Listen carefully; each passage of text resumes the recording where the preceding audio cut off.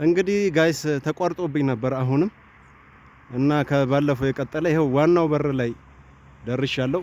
የሳተላይት ሲቲ ወይም ጫካ ፕሮጀክት ወይም አዲሱ ቤተ መንግስት ፊት ለፊት በሩ ላይ ነው ያለሁት።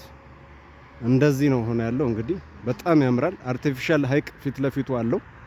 እጅግ በጣም ያምራል። በጣም የሚገርም ስራ ነው። ይሄ ማለት እንግዲህ ኃይለኛ ቁልቁለት ነው።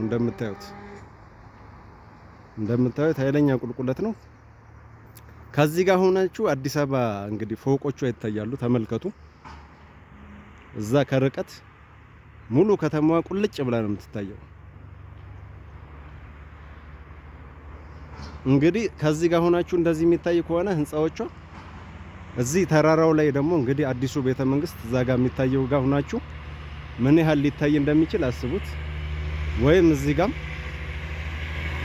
እዩት። ያ ማለት የአዲስ አበባ ቁንጮ ማለት ነው። ዋናው ቦታው ይሄ መግቢያ በሩ ነው። እንግዲህ ዋናው የአዲሱ ቤተ መንግስት በጣም ግዙፍ ነው፣ ትልቅ ነው። እዛ ጋር እንደምታዩት በኮማንዶዎች ነው የሚጠበቀው። ወደዛ አልፎ መሄድ አይቻልም። ፊት ለፊቱ አርቲፊሻል ሀይቅ አለ። ትንሽ እኔ ወደዛ ጋር መጠጋት አልፈለኩም።